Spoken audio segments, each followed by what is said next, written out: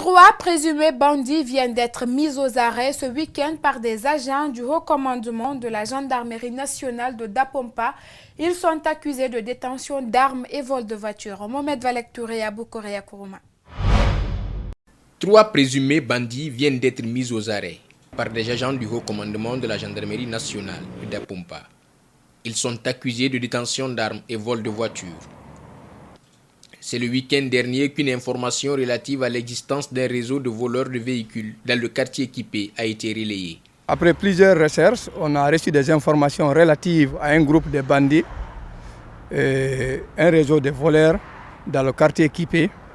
Immédiatement, nous sommes rendus sur le lieu. Après filature, nous avons procédé à l'interpellation d'Alfred Silla, lequel on a fait une perquisition domiciliaire. On a saisi la voiture de M. Souma, qui serait victime de vol. Après plusieurs observations et filatures avons procédé à l'interpellation du nommé Alfred Silla. Une perquisition domiciliaire a été effectuée et la voiture de marque Renault Mégane, dont la plaque était enlevée, a été retrouvée. Une voiture appartenant à monsieur le chef de quartier de Kaporo, son fils adoptif du nom de Abakar Almami Touré, est complice. C'est mon père, je peux dire c'est mon père. C'est lui qui m'aide. Je suis voleur, c'est tout. C'est mon ami qui m'a dit de venir prendre la voiture de son papa. Comme lui, il ne sait pas conduire, j'ai pris la voiture, je suis parti garer chez moi. À quelle heure? Dans les bandes de 23h à 0h comme ça. Le chef de quartier de Kaporo, propriétaire de la voiture volée, salue la bravoure des forces de l'ordre. C'est pour dire merci, grand merci à l'ECO 17, plus particulièrement au commandant. Ce n'est pas une flatterie, ça ils ont opéré. Vous voyez, Kipé, Kaporo et jusqu'à Dabompa, l'ECO 17 qui est Bada Dabompa est parti faire une investigation jusqu'à Kipé.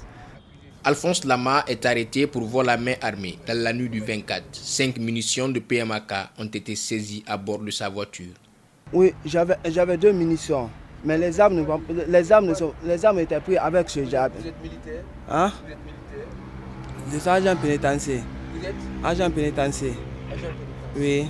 Les armes là, c'était pas pour moi. Ils ont pris les armes ce Djabi. Moi, j'avais 2 munitions. Ça depuis Apita, lorsque j'étais mis à Apita. C'est de là-bas maintenant que j'avais pris ça. Les présumés ont été déférés ce lundi à la maison centrale de Conakry.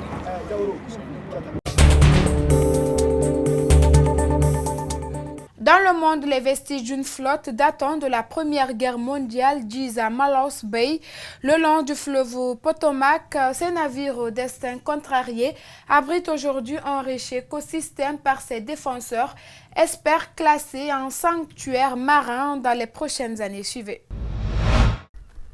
Au détour d'une crique le long du fleuve Potomac, apparaissent les vestiges d'une flotte fantôme. À Malaus Bay sont échoués presque 200 navires datant du début du siècle.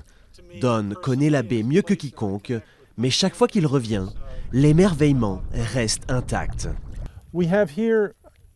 Cet endroit est comme un laboratoire où nous pouvons mener des tests et des études et faire venir des touristes pour voir un véritable pan d'histoire.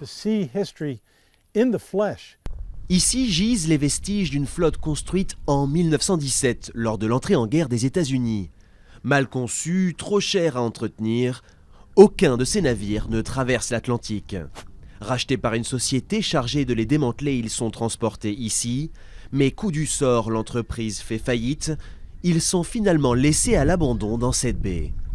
Aujourd'hui, ils forment le plus grand ensemble de navires de la Première Guerre mondiale dans tout le monde occidental.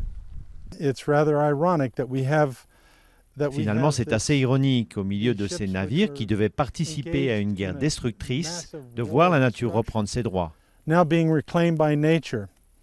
Les épaves abritent en effet une riche faune, attirée par la végétation qui a envahi ce cimetière marin. Ces navires permettent à la vie de se développer, que ce soit en offrant un nid aux balbuzards, un abri aux bas rayés ou encore un support pour les huîtres. En 2014, l'agence américaine océanique et atmosphérique a annoncé vouloir convertir Malaus Bay en sanctuaire marin protégé. Il s'agit de protéger cette région pour les générations futures et de préserver l'équilibre des communautés qui sont liées aux ressources et à l'héritage naturel de cette zone. Les habitants de la région voudraient que Mallows Bay devienne une vitrine de l'écotourisme dans le Maryland. Le projet a même reçu le soutien du président Barack Obama, mais il doit encore être examiné au Congrès et ne sera validé au plus tôt qu'en 2017. Au Bangladesh, un enfant se noie toutes les demi-heures en moyenne. Les autorités ont récemment rendu obligatoire les leçons de natation à l'école pour lutter contre la cause de mortalité la plus fréquente chez les jeunes. Suivez. Jahanara a perdu son fils il y a 4 ans. Il s'est noyé à 14 ans en jouant dans un canal de Dhaka. Quelques jours avant son décès, il avait demandé à sa mère des cours de natation.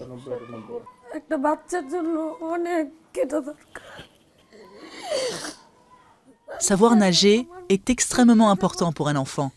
Je ne veux pas qu'une autre mère souffre autant que moi en ce moment. Chaque parent devrait apprendre à nager à ses enfants. Le Bangladesh est sillonné de cours d'eau. Les naufrages de bateaux et noyades sont monnaie courante. Chez les moins de 18 ans, c'est la cause de décès la plus fréquente. Un enfant meurt noyé toutes les demi-heures en moyenne. Le gouvernement a donc récemment annoncé que les cours de natation à l'école seraient obligatoires. J'avais peur de l'eau avant. Et puis ma mère et le professeur m'ont appris à nager. Et maintenant, j'ai suffisamment confiance pour y aller toute seule. L'initiative n'en est qu'à ses débuts. La majorité de la population ne sait toujours pas nager, faute de moyens et d'infrastructures dans l'un des pays les plus pauvres du monde.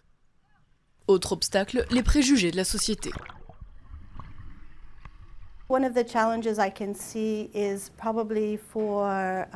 des problèmes que je constate concerne les filles et les jeunes femmes, parce que traditionnellement pour elles, c'est culturellement mal vu de nager et de faire du sport dans certaines régions.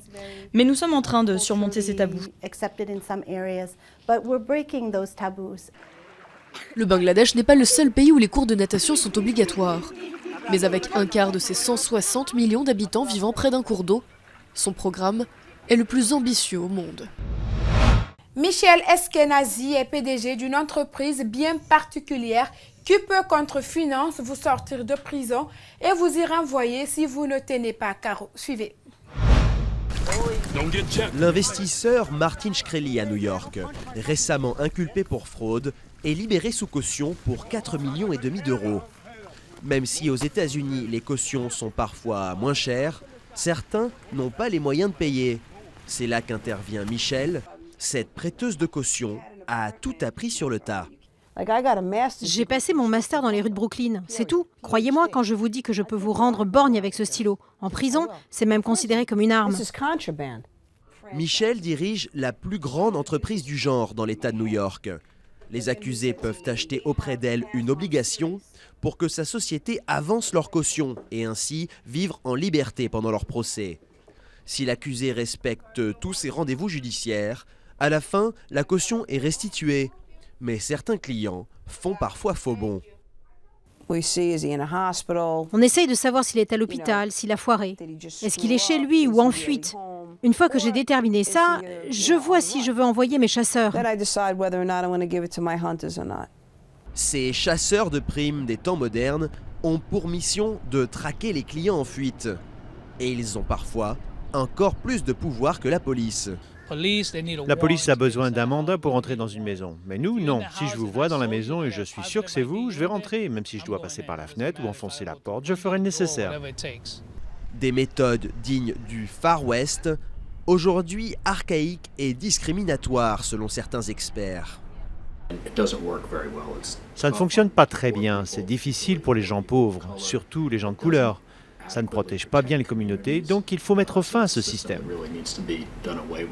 Si des voix ont accusé ces prêteurs de caution de prendre l'argent de personnes modestes, cette industrie évaluée à 14 milliards de dollars n'est pas près d'être réformée.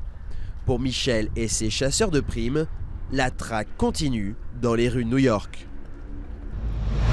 C'est la fin de cette édition d'information réalisée par toute l'équipe technique et rédactionnelle d'Espace TV et merci de l'avoir suivi.